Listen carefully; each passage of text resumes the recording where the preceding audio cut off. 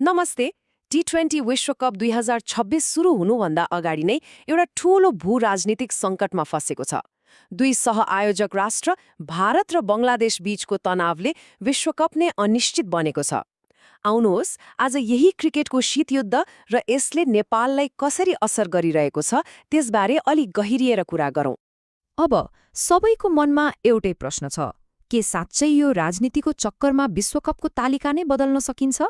यो कुनै सानोतिनो कुरा होइन, यसको असर विश्व क्रिकेटमा नै पर्ने देखिन्छ। यो तनावलाई बुझ्न धेरै टाढा जानै पर्दैन। भारत पाकिस्तानको त्यो पुरानो क्रिकेट दुश्मनीलाई सम्झिए पुग्छ। अहिले ठ्याक्कै त्यस्तै भारत र बङ्गलादेश बीचको यो नयाँ टक्राउले दक्षिण एसियाली क्रिकेटमा तरङ्ग ल्याएको छ, जहाँ खेल अब मैदान बाहिरको राजनीतिले निर्देशित हुन थालेको छ।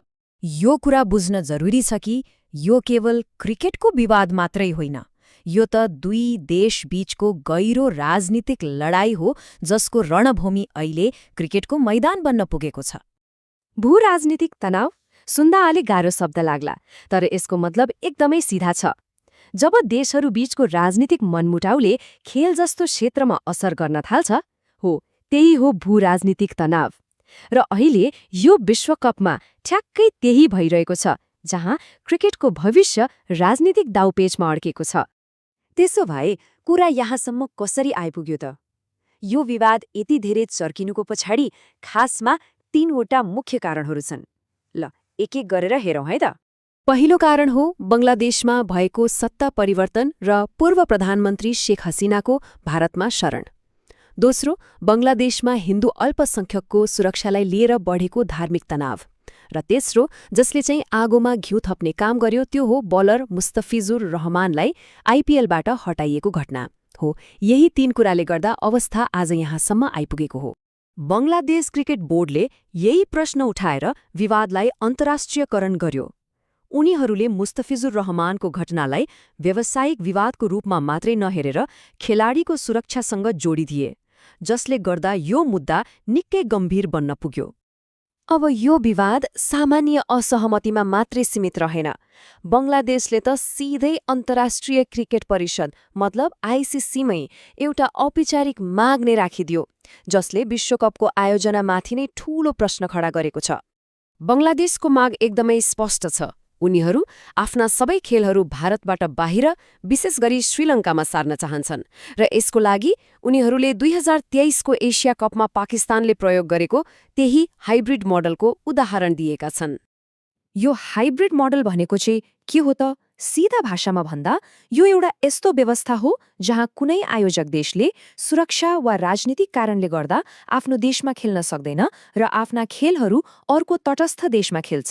पाकिस्तानले एसिया कपमा यस्तै गरेको थियो र अहिले बङ्गलादेश त्यही बाटो हिँड्न खोजिरहेको छ। अब यसले आइसिसीलाई त नखाउँ भने दिनभरिको शिकार, खाउँ भने कान्छा बाबुको अनुहार जस्तै बनाएको छ। एकातिर छ भारत बङ्गलादेश खेलबाट आउने अर्बौंको प्रसारण आम्दानी, अर्कोतिर छ एक सह-आयोजक राष्ट्रको गम्भीर राजनीतिक दबाव। आइसिसी अहिले पैसा र राजनीति यही दुईको चेपुवामा नराम्रोसँग फँसेको छ। तर अर्कोतर्फ भारतीय क्रिकेट बोर्ड बीसीसीआई पनि आफ्नो अडानमा टसमस भएको छैन। उनीहरूले स्पष्ट भनेका छन्, सुरक्षाको पूर्ण ग्यारेन्टी छ र खेलकुदमा राजनीतिको कुनै ठाउँ हुँदैन। उनीहरूका अनुसार मुस्तफिजुरको घटना एउटा व्यावसायिक निर्णय मात्रै हो र यसलाई लिएर खेलमा राजनीति मिसाउनु गलत हो। तर यो लडाईँ भारत र बङ्गलादेशमा मात्रै सीमित छैन। यसको असर नेपाल जस्ता देशहरूमा पनि परिरहेको छ, जो यो विवादको बीचमा नचाहँदै पनि पिसिएका छन्। यो उखानले नेपालको अवस्थालाई ठ्याक्कै बयान गर्छ। दुई हात्तीको लडाईँमा घाँसको मिचाई। भारत र बङ्गलादेश जस्ता दुई ठूला क्रिकेट शक्तिहरूको यो लडाईँमा नेपाल जस्तो उदीयमान टोलीले नचाहेरै पनि ठूलो मूल्य चुकाउनु परिरहेको छ। नेपाललाई कस्तो असर परिरहेको छ त? ल हेरौँ। पहिलो, मुम्बईको ऐतिहासिक वानखेडे स्टेडियममा खेल्ने त्यो सुनौलो अवसर गुम्ने खतरा छ। दोस्रो, अन्तिम समयमा हुने यस्ता परिवर्तनले खेलाडीको तयारी र मनोबलमा असर पार्छ। तेस्रो, नेपाली समर्थकहरूका लागि मुम्बई जान जति सजिलो र सस्तो छ, श्रीलङ्का पुग्न त्यति नै महँगो र झन्झटिलो हुन्छ।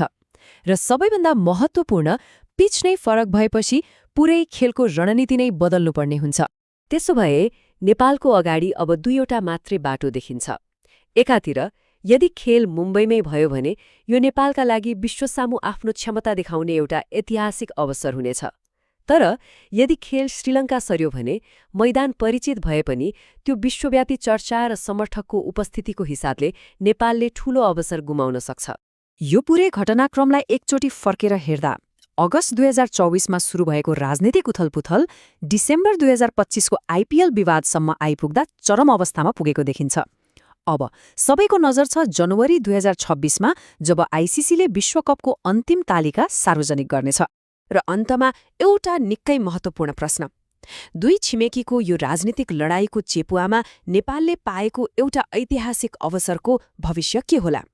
कि नेपालको विश्वकप सपना मुम्बईको त्यो भव्य मैदानमा साकार होला वा श्रीलङ्काको मैदानमै सीमित होला?